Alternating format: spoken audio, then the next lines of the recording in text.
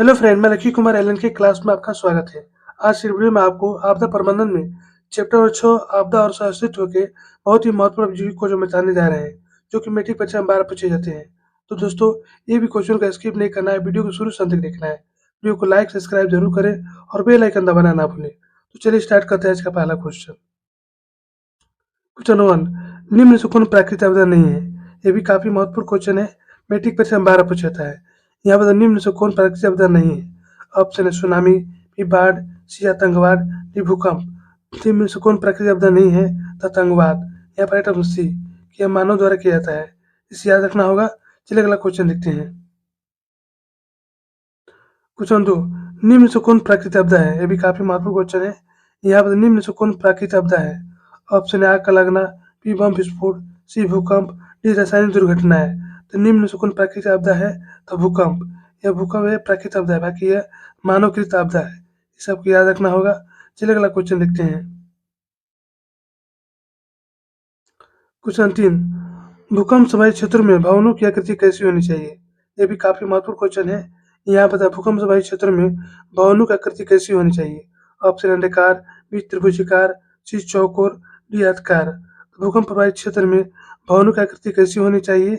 आयताकार होनी चाहिए। यहाँ पर राइट ऑप्शन डी, इसे याद रखना होगा। चलिए अगला क्वेश्चन देखते हैं। क्वेश्चन 4, भूस्खलन वाले क्षेत्र में ढलान पर मकानों का निर्माण क्या है? ये भी काफी महत्वपूर्ण क्वेश्चन है। यहाँ बताना भूस्खलन वाले क्षेत्र में ढलान पर मकानों का निर्माण क्या है? ऑप्शन उचित, बी अनुचित, सी लाभकारी, डी उपयोगी। तो भूस्खलन वाले क्षेत्र में ढलान पर मकानों का निर्माण क्या है? तो अनुचित है। यहाँ पर राइट ऑप्शन बी, सी याद रखना होगा। चलिए अगला क्वेश्चन देखते हैं। क्वेश्चन 5, बाढ़ से संभावित बचाव के लिए समुद्र तट या नदी तट से कम कितनी मीटर दूर पर मकान बनना चाहिए? यह भी काफी महत्वपूर्ण क्वेश्चन है। यहाँ बताना बाढ़ से संभावित बचाव के लिए समुद्र तट या नदी तट से कम कितने मीटर दूर पर मकान बनना चाहिए? ऑप्शन है 50 मीटर, बी 100 मीटर, सी 200 मीटर, डी 250 मीटर। तो बाढ़ से संभावित बचाव के लिए समुद्र तट या नदी तट से कम कितने मीटर दूर पर मकान बनना चाहिए? तो 250 मीटर दूर पर। यहाँ पर राइट ऑप्शन डी, इसे याद रखना होगा। चलिए अगला क्वेश्चन देखते हैं। क्वेश्चन 6, भूस्खलन के लिए उत्तरदायी मानवीय कारक कौन है? ये भी काफी महत्वपूर्ण क्वेश्चन है। यहाँ बताना भूस्खलन के लिए उत्तरदायी मानवीय कारक कौन है? ऑप्शन है खड़ी ढलानें, बी खराब जल निकासी, सी भूकंपीय गतिविधि, डी अकुशल खुदाई। तो भूस्खलन के लिए उत्तरदायी मानवीय कारक कौन सा है? तो अकुशल खुदाई। यहाँ पर राइट ऑप्शन डी, इसे याद रखना होगा। चलिए अगला क्वेश्चन देखते हैं। क्वेश्चन 7, भूस्खलन का अर्थ क्या है? यहाँ बताना आपको भूस्खलन का अर्थ क्या है। ऑप्शन जमीन का अनउपजाऊ होना, बी धरती का हिस्सा, सी जमीन का खिसकना, डी इनमें से कोई नहीं। तो भूस्खलन का अर्थ क्या है? तो जमीन का खिसकना। यहाँ पर राइट ऑप्शन सी, इसे याद रखना होगा। चलिए अगला क्वेश्चन देखते हैं। क्वेश्चन 8, भूस्खलन से असुरक्षित कौन से मकान होते हैं? यहाँ बताना भूस्खलन से असुरक्षित कौन से मकान होते हैं। ऑप्शन है जो समतल क्षेत्र में है, जो ढलान में होने वाले अचानक परिवर्तन से दूर स्थित है, जो खड़ी प्राकृतिक ढलानों पर स्थित है, इनमें से कोई नहीं। तो भूस्खलन से असुरक्षित कौन से मकान होते हैं? जो खड़ी प्राकृतिक ढलानों में स्थित है। यहाँ पर राइट ऑप्शन सी, इसे याद रखना होगा। चलिए अगला क्वेश्चन देखते हैं। क्वेश्चन 9, गुजरात के भुज में कब भूकंप आया था? ये भी काफी महत्वपूर्ण क्वेश्चन है। यहाँ बताना गुजरात के भुज में कब भूकंप आया था।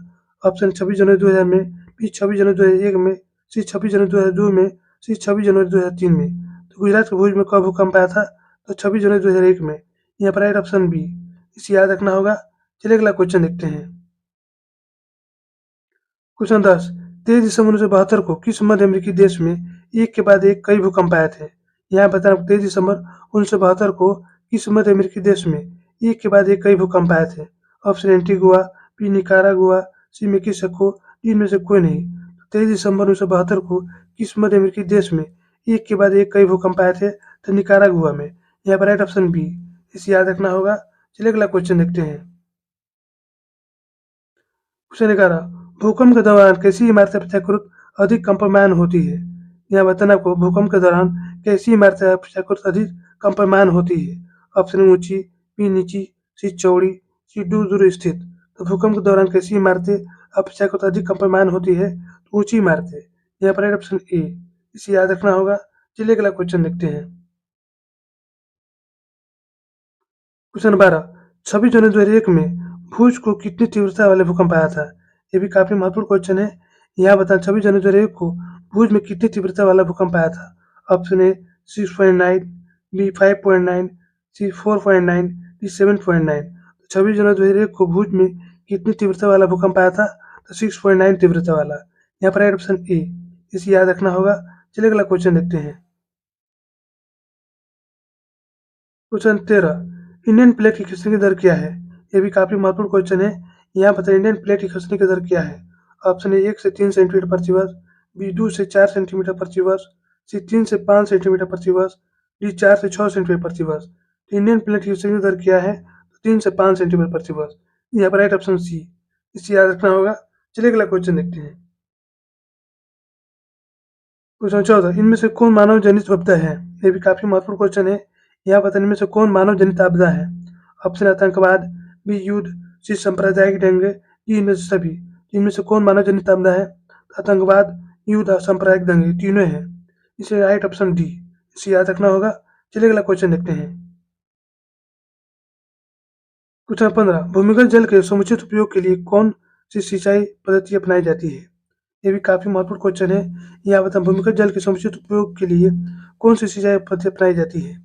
ऑप्शन ए स्प्रिंकलर सिंचाई पद्धति, बी ड्रिप सिंचाई पद्धति, सी ए और बी दोनों, डी में से कोई नहीं। तो भूमिगत जल के समुचित उपयोग के लिए कौन सी सिंचाई पद्धति अपनाई जाती है? तो स्प्रिंकलर सिंचाई पद्धति, ड्रिप सिंचाई पद्धति दोनों ही। इसे राइट ऑप्शन सी, इसे याद रखना होगा। चलिए अगला क्वेश्चन देखते हैं। क्वेश्चन 16 आपदा प्रबंधन निम्न में से किस सूची के अंतर्गत आता है? ये भी काफी महत्वपूर्ण क्वेश्चन है। यहाँ पर आपदा प्रबंधन निम्न में से किस सूची के अंतर्गत आता है? ऑप्शन ए केंद्रीय सूची, बी राज्य सूची, सी समर्थित सूची, डी इनमें से कोई नहीं।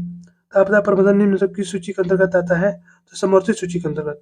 यहाँ पर राइट ऑप्शन सी, इसे याद रखना होगा। चलिए अगला क्वेश्चन देखते हैं।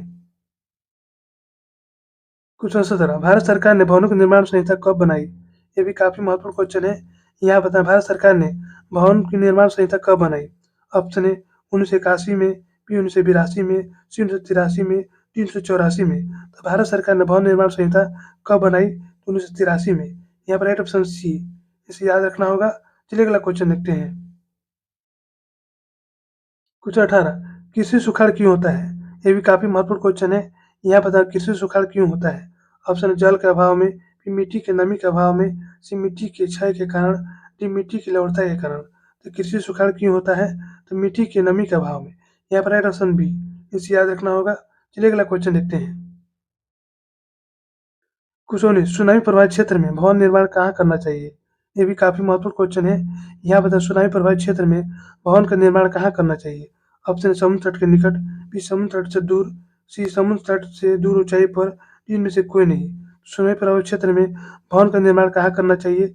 समुद्र तट से दूर ऊंचाई पर। यहाँ पर राइट ऑप्शन सी, इसे याद रखना होगा। चलिए अगला क्वेश्चन देखते हैं।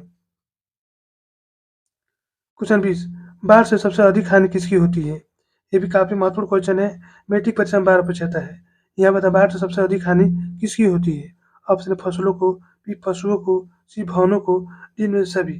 तो बाढ़ से सबसे अधिक हानि किसकी होती है? तो फसलों को होती है। यहाँ पर राइट ऑप्शन ए, इसे याद रखना होगा। तो दोस्तों यहीं पर हमारा वीडियो समाप्त होता है। यदि हमारी वीडियो आपको अच्छी लगी तो उसे लाइक सब्सक्राइब जरूर करें और बेल आइकन जरूर जरूर दबाएं। इससे नई वीडियो को नोटिफिकेशन आपको मिलता रहे।